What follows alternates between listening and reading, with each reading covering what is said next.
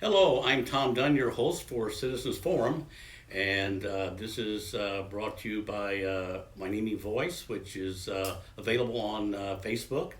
And what we do is we have a conversation between the city people and the residents, and hopefully we get a lot of information back and forth and problem solved. And so we do this once a month, and I'm with Britt Connors, who is the city manager. Seems like you've been here quite a while now, but it was when, January, February? Yeah, it was February, late February. It's fall already. I know. That's amazing. Time flies when you're busy as hell. Seems like 10 years. 10 years. It's been a long 6 months or however long. Yeah. We did the last video in August, late August, and from my people that work at Whiny Voice and other people I know, it's been awfully quiet out there. One is, I think, a lot of the city things are moving well. This has happened over the last year or two, where the departments and everything are working really well. Unfortunately, the virus thing keeps everybody on the quiet, and because there's just not much going on out there. Another thing that I want to bring up is that the new Indy plant and the wastewater plant are almost just some of our best neighbors now. There's very few, calls in to the phone numbers, the air pollution control department, and it's really nice. There are a few things that I've heard that New Indy is working on to upgrade it. And I know Oxnard is spending quite a bit of money on repairing, but that is something that is really going to need to be brand new soon. And we're talking less than, I would say, 5 years, just because for everybody to know, not only is Oxnard and Port Hueneme covered by the wastewater plant, parts of Camarillo, the port, the CB base, and Point Magoo. You were out there, and the Defense Department has made this a pretty high priority. They've done it in a couple places, like Guam. They did it and somewhere else, because when you have 2 or 3 military bases around, if the sewage plant goes, we're in deep, you know what, and they are taking a particular interest in it. And there has been work with the Pentagon and the DOD finding out what can be done to get that ship shape, because it's like putting a Band-Aid on a elephant, and hopefully it's working. But I just want people to know that it's good to hear that, because we worked a good year and a half, and we thought nothing was going to happen, but it has. And so that's why it's quiet too. We're going to review the last 2 city council meetings that have taken place in September. August was dark, which meant there's a lot to cover. The first meeting I think went to 12:30, and the last one went to 11 or 11:30, because there were so many issues, and that's what we want to try to cover, just to bring you up to date on what is going on. And I'm sure there's been a few things that have been solved or worked on, a few things. Brick will let us know where they stand, and as always, if there's anything that's going on in the community that you would like to have the city know about, the video will have both of our email addresses where you can get in touch with us. And have you been in touch lately with many of the emails? You mean from? Just lately. It's actually slowing down. There was kind of a rash of emails associated with water billing and migration from the former model to the new one, and those have died off. There was a series with regard to lighting intensity when we elevated or we migrated to the LED lights, and that's pretty much evaporated as well. Probably current strain is around the Marina Park project. Tennis lights and irrigation and some things like that, and I'll talk to that a little bit too. Well, yeah, you and I think alike, because that's the first thing on my list is again, the open forum session, David Scribner brought up, keeping track, how is that going, what's going on? And so with Miranda Park, like to know what's going on there, and then also the street lighting at Bubbling Springs Park and Miranda. How has Edison done? What's your report on those two items?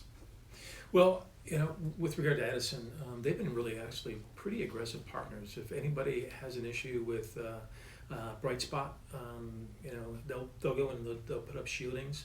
We've made several adjustments to intensity. We have a tiger team really ready to respond when we get those things. Mm-hmm.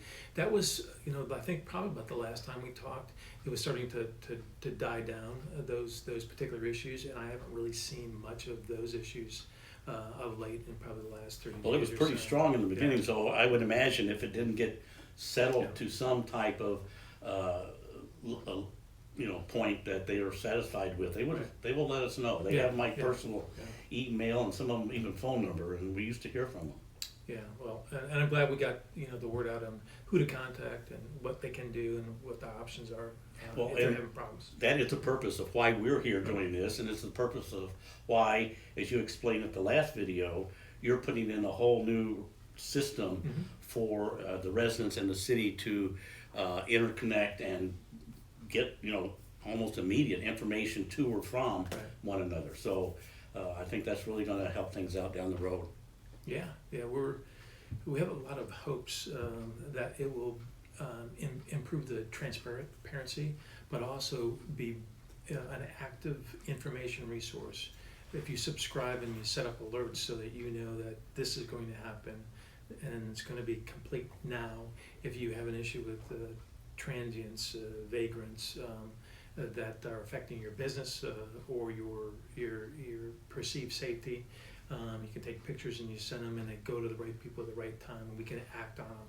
And we collect data so we can reorient how we deliver services around those particular issues, graffiti, etc. The park, are all the cameras and lights set up for there? Yeah, we're in the final phase. We've executed a contract with our electrician that's going to put power to the lights, and so in Marina Park we should see those activated and integrated into a surveillance system within probably three to 4 weeks, I think. Are they going to have any type of testing for a night or two so the people, since it's getting darker early now, they can come out at 8 o'clock and the residents can look and see and get immediate feedback? Yeah, are you talking about the lights or the cameras? The lights. The lights. On the lights, those should be wrapped up in a week or two.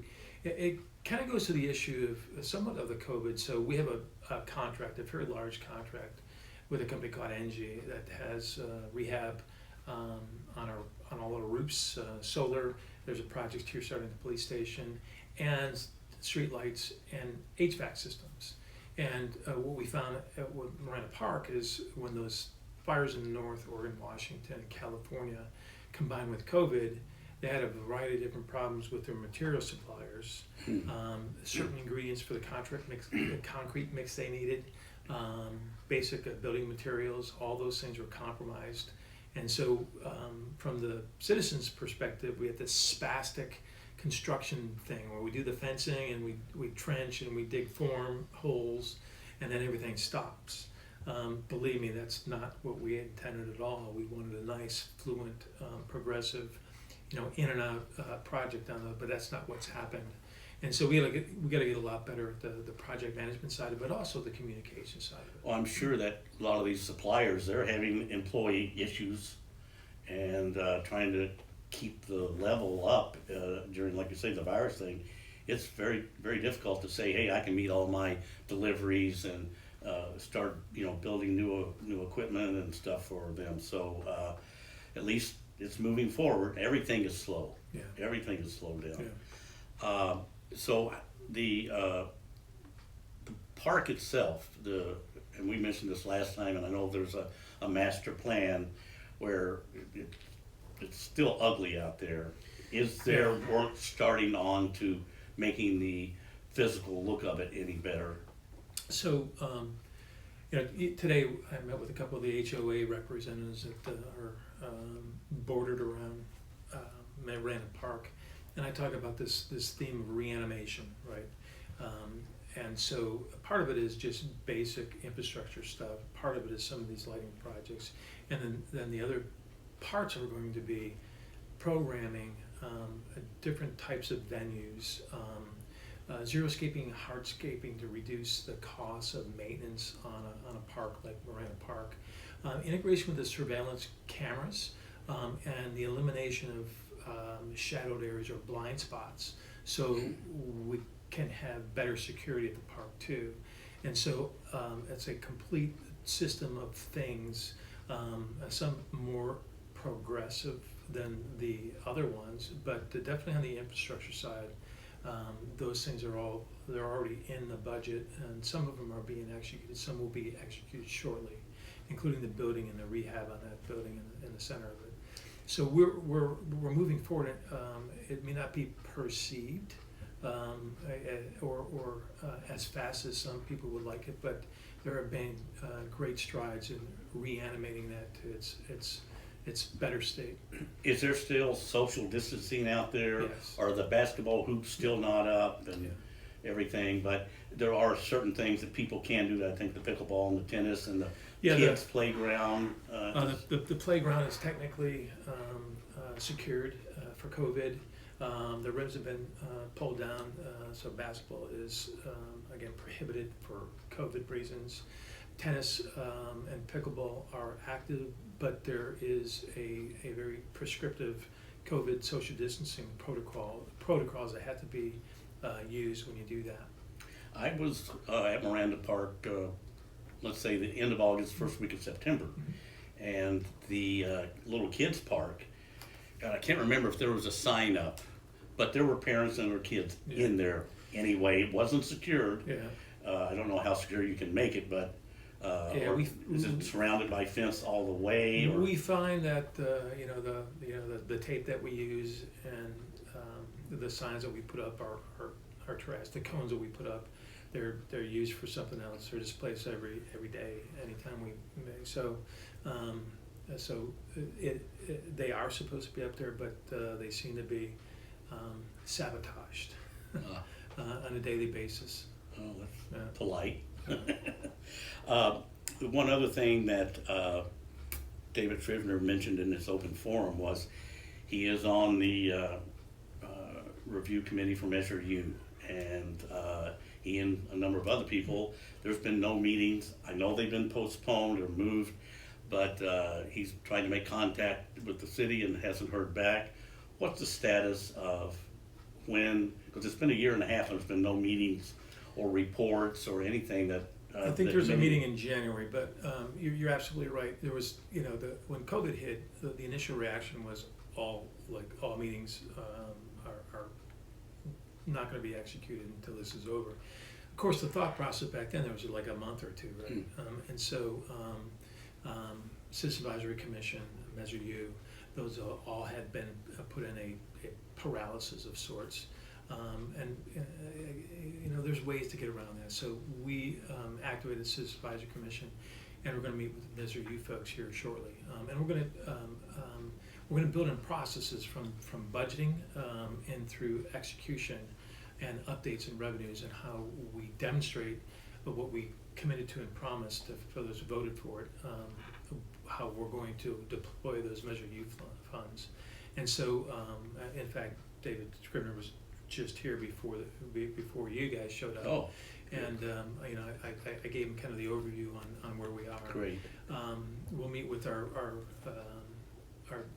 tax and use contractor that gives us and process that information, and then we're going to set up a meeting for October, and we're going to formulate exactly how we're going to kind of get this working. I was with someone earlier this afternoon who said, if I can't find out, and he was talking about not only Port Hueneme, but Oxnard, any cities, it's so hard to find out what they're doing with the money. And he said, I'm not going to vote for anything anymore until I start hearing how this money is being spent. I don't blame him. Yeah, I don't blame him. Money's tight. And back in the military days, I mean, that was what I used to pitch to my teams. The taxpayer invests $1, they expect $1 of value. And so, that's the thing that I say routinely to the city. We need to give $1 value for every dollar that people invest in this city. And the people need to know, and that's why I think the Measure U committee is so vital to let people know how things are going, because I mean everybody's counting their dollars. Yeah, and we're going to be great stewards of that investment. And with what we'll have in our second meeting was with all the revenue coming in from cannabis business, the people are thankful for that. Mm-hmm. It's helped pull us up by the bootstraps, Yep. but they're going to want to know, well, where is it going? Because I think, and I can't remember if it was you or somebody else mentioned, I know where it was, we'll be into it later. The virus has just changed priorities. Yeah. So yeah. in a way, some ways it has, yeah. But certain things that you may wanted to do, you can't do because now you have an essential service that isn't getting the normal tax money that are Right. going to run it there. And as we talked, I think back in August, that luckily for Port Hueneme, the tax revenue was only down about 8%. Because of the type of businesses we have here. We don't rely on tourism or big events or stuff that bring in money and then all at once are canceled. Yeah, we are not subjected to some of the same revenue hits that other cities are experiencing, mainly on the hotels and the leisure and all that kind of stuff, the tourism stuff. What I think probably the biggest and most important thing, and it's something that I wanted to make sure that we prioritized and took a look at, was our relationship with the business community, knowing who they are, knowing what their needs are, the infrastructure to support them, the process by which we can help them generate more business, and those relationships. We need to really put some effort into developing an ecosystem where we attract new businesses and help support and sustain the businesses that we have. Since you brought that up about businesses and everything like that, I want to jump forward to this last Monday's meeting, and there was an open discussion, a letter sent in by former city council member and Mayor Tom Figg, more or less addressing this issues, and he laid out, where concerns are and how he had hoped that the city could, react and do things. And the main point of it was, could it be a genocide? You or the council put it up there so you can start looking into these areas and possibly finding ways to, like you said, make it better for businesses, because it's been sort of a black flag over Port Hueneme. As businesses getting started has been very difficult and expensive. Yeah, I come out of business, so I look at it like, if I was a business, would I come here? Exactly, that's what. If I was a business that was here, would I want to stay here? And so if we can't answer those questions from the city's perspective in a way that says yes to both of those specific elements, then we're not doing what we need to do in order to help and support, and obviously create additional and maybe even different revenue paths for the city. So you think you can take his ideas and discuss it during this city council meeting and his stuff was mainly along kind of a city charter thing, but those things we're working on right now. Okay. Economic development strategy, business ecosystem, a focus on startups and innovations, processes for business licensing and permitting, user fees, and a variety of different other things. So we're working on those things. We haven't done anything that tripped the public awareness side up, but we don't want to just do stupid stuff either. So we want to make sure that we're doing the right things in the right amounts. As Tom said in his letter to the city, we are known as a friendly city by the sea. It'd be nice to be known as a friendly to the businesses by the sea. I couldn't agree more. And I think every one of the city council members would fully support that as well. And that's what I hear from them. And that's what we push internal on the staff. And he's had 30 years working with cities up and down the Central Coast on these type of things. And it's when you start getting into that financial stuff, it gets pretty dicey, and it's you need to find all the people you can that have experience that can help the situation. I did a survey about a month ago on, and I'd done it the last 2 years, where there was about 160 local retailers. I'm not talking about the Rouse and the big, but the mom and pop type of places, or Ace Hardware, one of those. And in 2018, there were 30% of the retail outlets were not occupied. Right. Then cannabis came along, and that helped to where there was only 20%. The following year, other business had come in, and the economy was, catching up a little bit, so that helped. So when I did it about a month and a half ago, out of the 160, the percent was up to 45% of the stores were either closed, or there was a sign up there, so we are not doing business. We don't know if we'll be back or not. Right. So yeah, this is an important, that's a revenue tax base for the city, one of the biggest ones I would think that they have, that in sales tax, and you're losing a couple types of taxes because of that. So yeah, I'm glad you're going to look into that. And yeah, in fact, we had a strategy meeting a couple of days ago internal, and one of the things that we did at the base is we did an economic impact study, and we showed that $1.9 billion comes out of the Navy into the community, right, every year through contracts and all that kind of things, right? And guess what? Navy bases, not unlike cities, they need to buy stuff, materials, consumables, those type of things. And so we started talking about doing what we ended up doing from the base perspective was a kind of an industry day, where we invited the business community to hey, how can we help you out? Here are the things that we buy.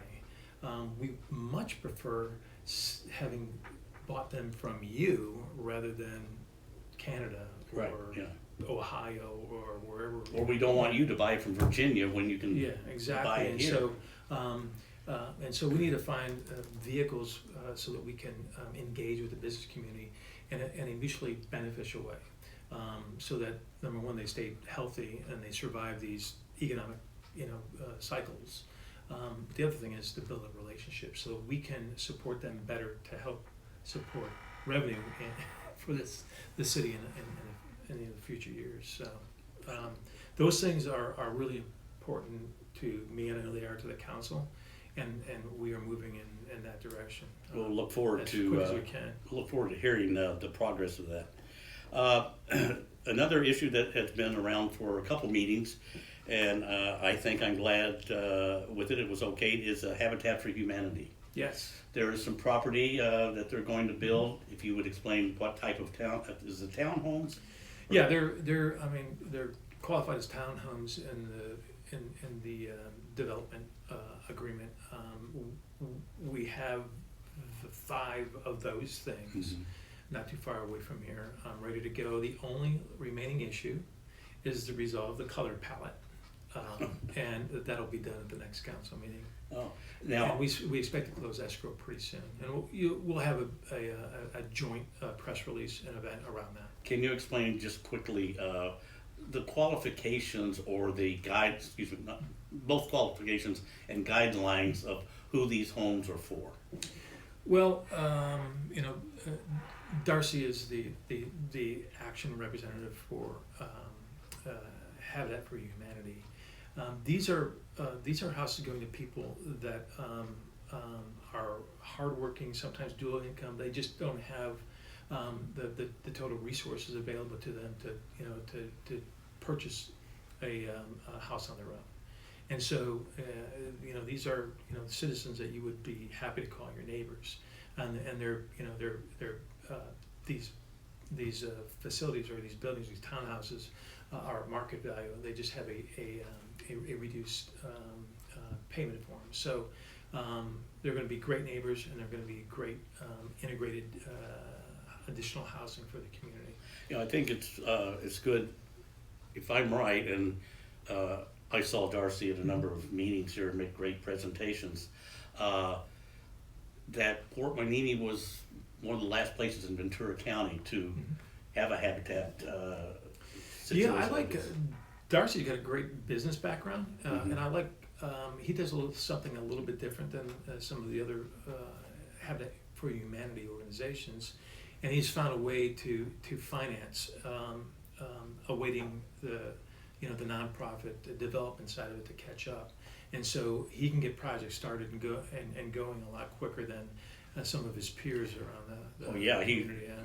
He's not a snake oil salesman. He has come up with totally great ideas of how to make this work, and it's good that it's here now.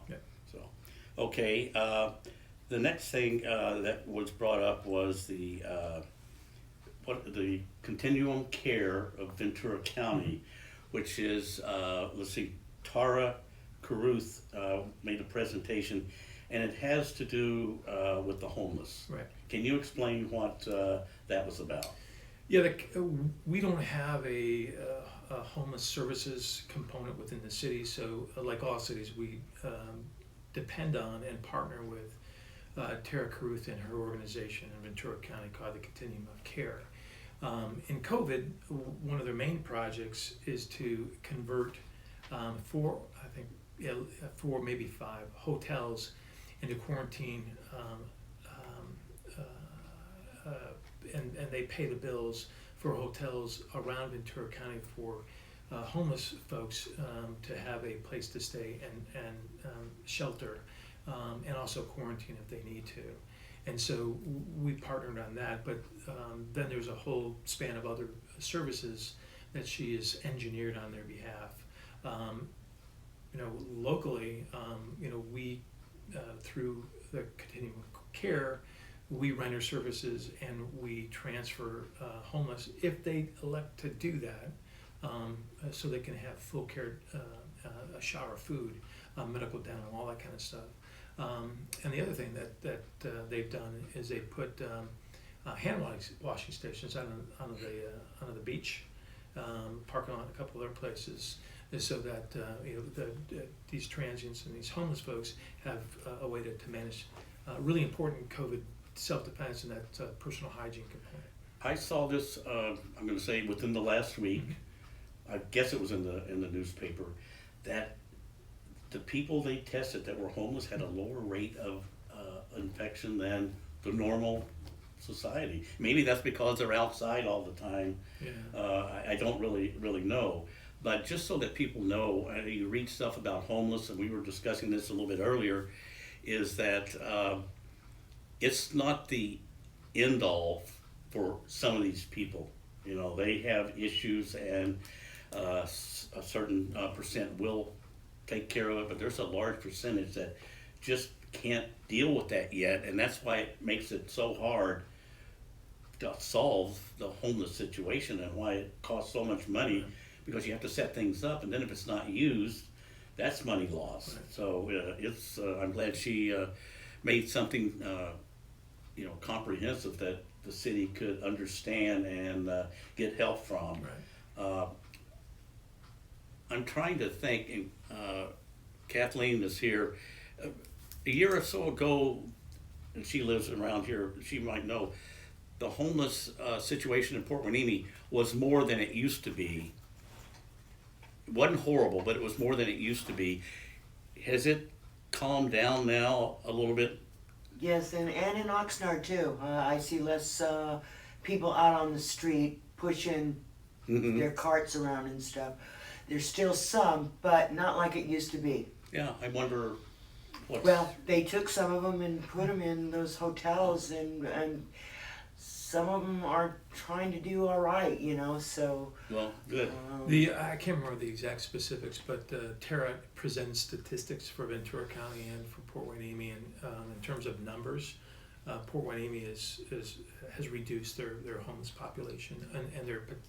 I can't remember the term that you like, threatening homeless or high potential homeless. She had two categories. I can't remember which one, but the numbers have gone down in Port Hueneme.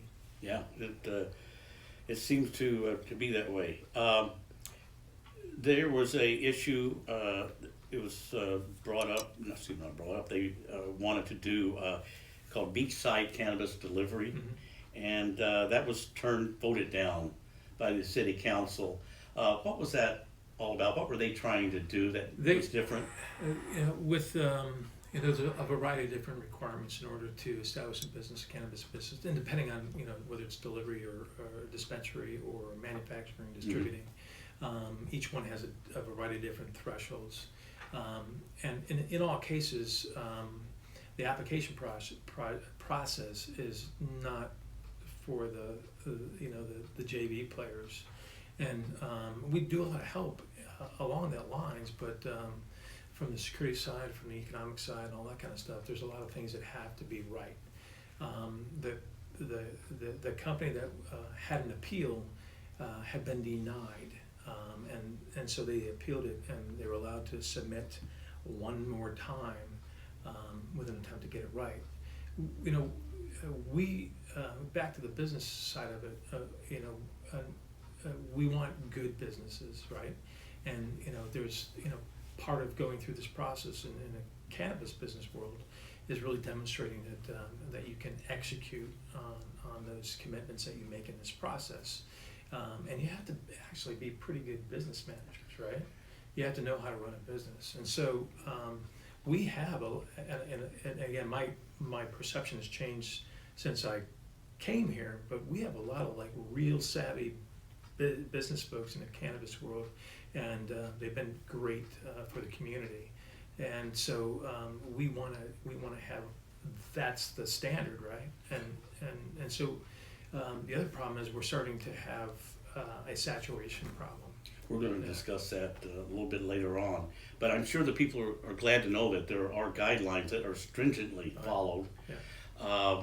When the cannabis thing started around here, I think the first was at least 3 years ago, maybe 3.5, when people started coming into the city. I was contacted by a number of them, and we went around looking at various places for them to rent, and the ideas and plans that they had, I thought were amazing.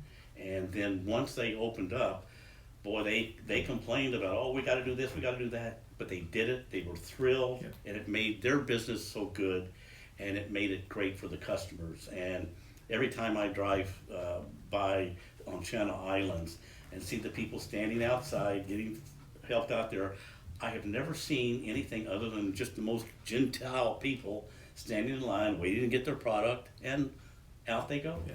And it's an age group that is so diverse. It's really amazing. So.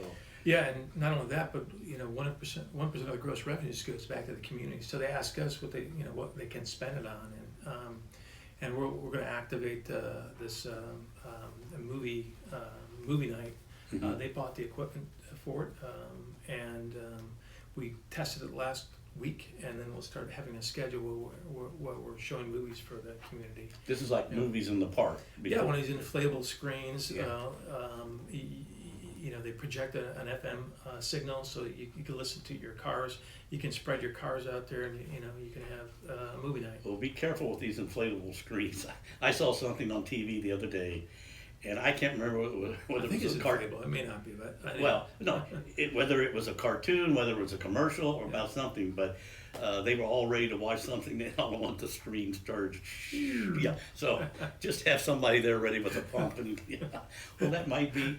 You have anything to do at night? I can pump. Life rafts. Yeah. Another issue. Now this is at the beach, and this took quite a bit of time at the city council meeting. I heard was the smoking and vaping rules at the beach. They don't want that down there. What was that all about? I don't know if they don't want it down there. I think it's more along the lines if control. Is it enforceable? Was one issue, and the other issue is why wouldn't it be for all the parks?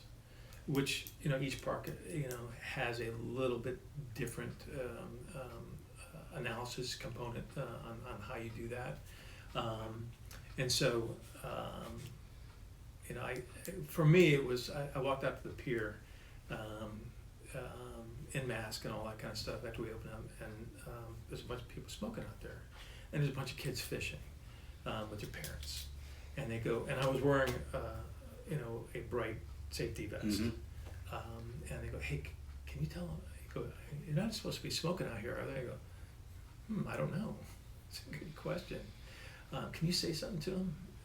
And so I politely said, hey, you got kids out here, smoke's gonna blow out. Can you be courteous? Are there signs out on the pier? No, because there's no ordinance. So is there going to be an ordinance of some type? Well, on the beach side, yes, but we're looking to expand that to other parts, and I think that was why would you do it for the beach and not other areas? It's like trying to herd cats into a bag, isn't it? Yeah. Because that is a lot, those cigarette butts that we find out on the shore, a lot of them come from that pier because they just fling them right off. Yeah, and so then we had surf riders come out there with the hold your butt Yes. program, and Mhm. so we're going to work with them to put these butt containers around a variety of different spots. And what Kathleen's talking about is, my wife takes our great granddaughter down to the beach, and they just, they don't go more than 2 or 3 feet in the water, but they're on the beach, so Yeah. it washes up, and they could step on one, and I don't know what the. It's just not good for the environment. A fish trying to eat it. They're nasty. Yeah, and I've been on the beach camps a few times with Mr. Dom, and but Yeah. picking up, and I think he said in the meeting 100,000 butts in like 2 weekends. Oh my gosh. That is not I don't That'd know. wear your That's a arm lot of out picking smoking. them up with those. Yeah. Oh my. Another thing is the city is. You can explain it more. I know where it is. It's on Wainini Road, the Blue House, and that's finally going to be torn down. And what's going to be put in there? Well, we have to look at our housing requirement plan. If we do anything other than to build a new house there, then we have to convert or remodel 3 other houses within that category. And so we're developing a plan. It had to be demoed because it was a safety risk, a health hazard. People were getting in there. It was a building that was unsafe, so we had to take it down. So what we're going to do in replacement, we're developing 2 or 3 options. I think last count, and how we meet the requirements on what we do in lieu of that building, and how we do it. Yeah, I never knew much about the Blue Building. I guess people used to, live there, but it's blue, bright blue, and I drive by it all the time. But it was starting to do this, Yeah. and so it needed to be taken care of somehow. Yeah, it's a condemned building. I mean, and even if we boarded up, people were still getting in there. Wow. We didn't want anybody hurt. Yeah. Okay. Now this is the last thing I have from the first meeting. The police cams. I think they were talking about at the beach. Were those at the Right. beach? Have they finally been put up, or what's the status? Yeah, there's 2 permanent cameras, and there'll be 4 more that'll be installed here in the next couple of weeks. They'll be kind of integrated in a variety of different ways with dispatch and the police. So they'll the police can look at them on their cell phone or their computers. Dispatch will be monitoring. They're 360 degrees. We can aim them, and the other 4s will be strategically placed. So they are hooked up with the police Yeah. department. They're being used now. Yep. Good. That's it's been quite a while, but Yeah. it's up there and running, and hopefully that will reduce the problems that they have down at the beach, which I hope are few as they are. Yeah, the one thing is that the other that's the police side, but we use them for other things too. It's like we have during the busier days on the beach, we have a problem with trash, so we can monitor trash accumulation and we can monitor a bunch of different things on the services side, that the bathrooms and those type of things, so that we get a little bit more efficient and predictive on how we empty the trash cans on busy days, how often we resurface the bathrooms, and all those type of things too. Yeah, if somebody comes out and dumps a bunch of stuff, overflowing one, you can get a hold of Public Works Department, and they can go out there before it starts blowing all over the Yeah, beach and the parking lot. Yeah, instead of, telling one of our on-call folks, hey, the trash is overflowing the beach, we can say, can number 73, the top's off, and the birds are in it and moving in it, so you can go boom, right to trash can 73. Yeah, instead of saying, okay, I'm available 2 days from now on, that type of thing. Or wait till Monday morning, or whatever it is. Okay, I'm gonna go into the meeting which took place this last Monday night. Mm-hmm. You had mentioned earlier surf riders. Joan Tharp made a presentation. I've worked with her, and I mean, she's on top of relentless worker. Her and Christina Zupko for Friends of Ormond Beach, and the conservatory, and there's one other one, I can't think of it right off the top of my head, but there's 3 or 4 organizations down there really trying to clean up an area that has been neglected for 20 years because nobody could decide who was responsible. And so we just had citizens around here get people involved and do it. They do it themselves. Yeah, and it was, Oxnard and Port Winnie have been doing a great helping hand in that too.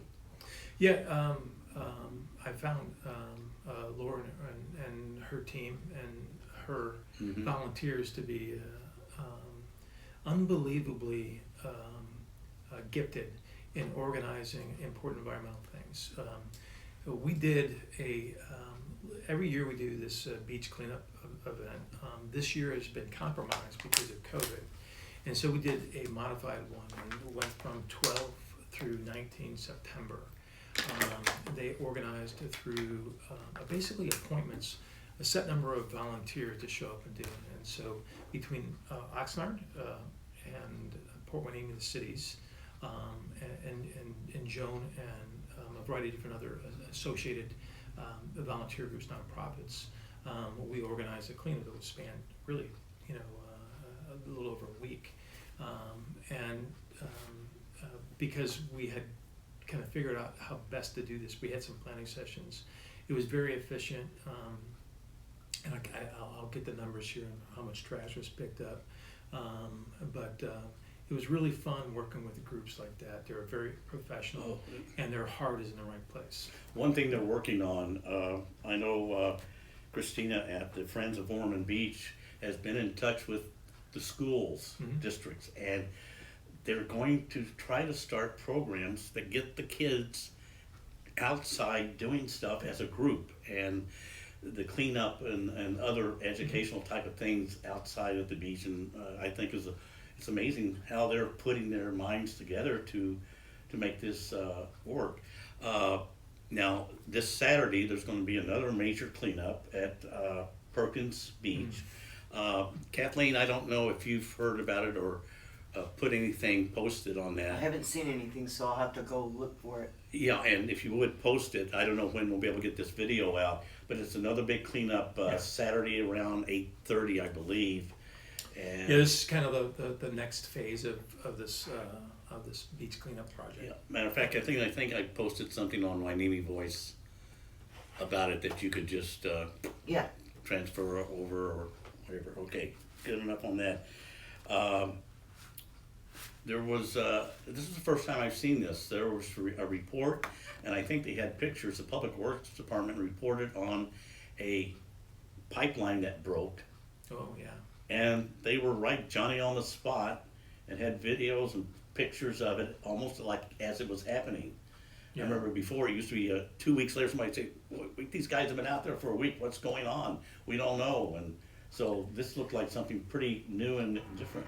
Yeah, unless you are in that business, most of the infrastructure that supports the city runs underneath Oxnard, including one of our water arteries.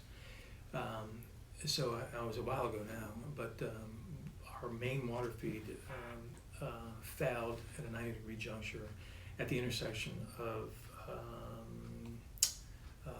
Port Hueneme and Perkins. Yeah, that's right. Under 95 psi, and so it bored out the dirt. It pushed up, collapsed a good portion of the asphalt and thing. More importantly, it left us with one alternative option to get water to the city.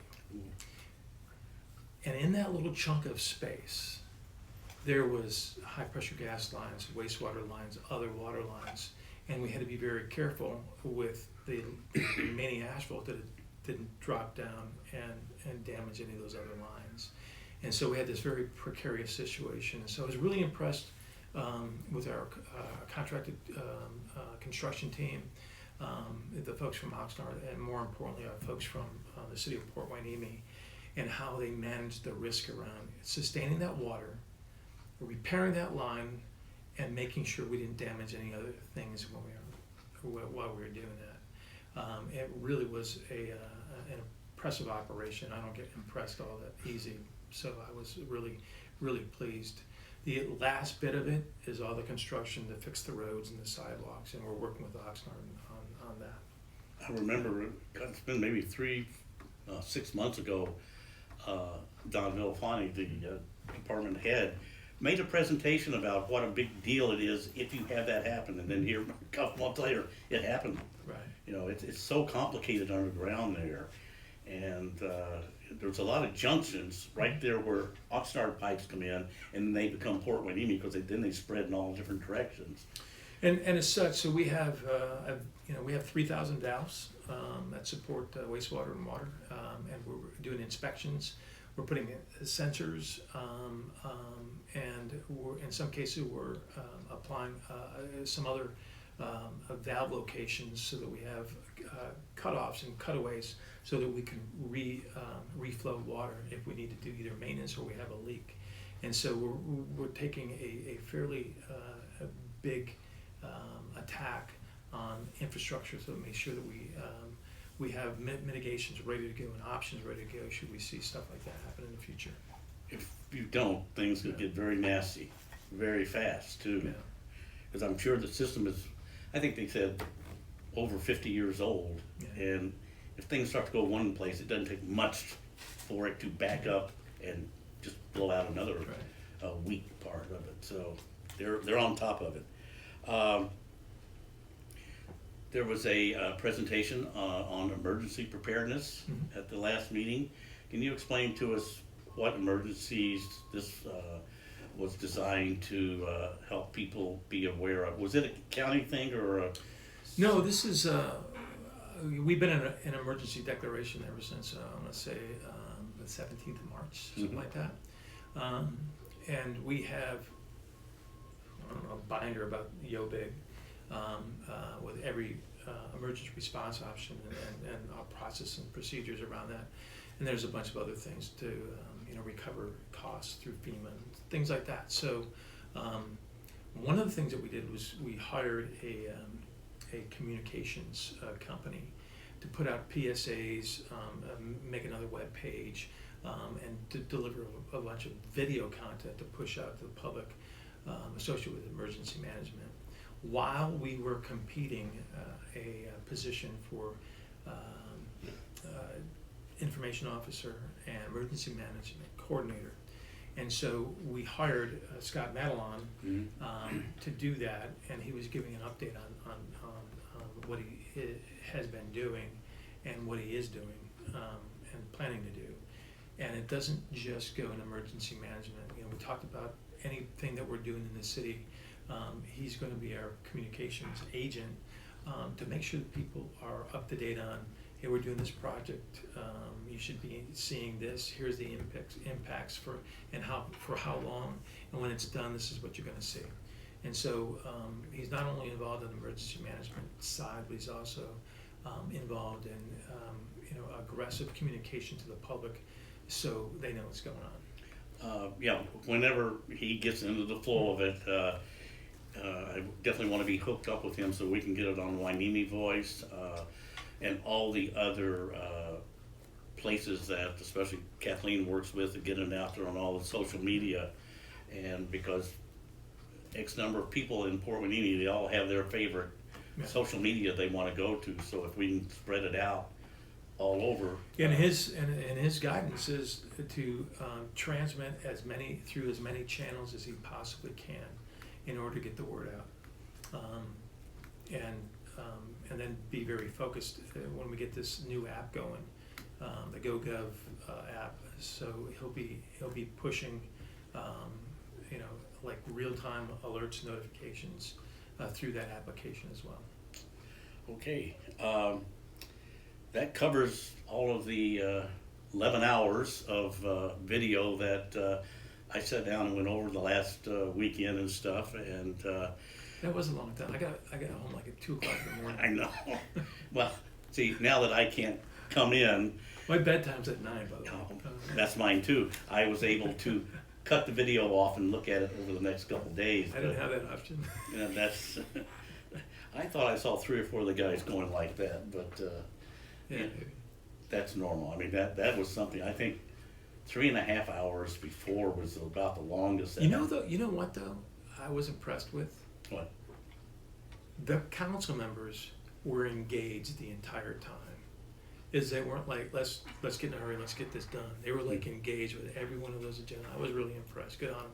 Well, I'm glad that they're doing that and looking after the city. That's what it's all about for all of us. And I want to thank everybody for watching this, and we'll have this out on social media in a day or so. And Rick, thank you very much, and we'll return next month. And again, our email addresses will be up there so that you can get in contact with us on any issues that you would like the city to address. So thanks for watching, and we'll see you next month.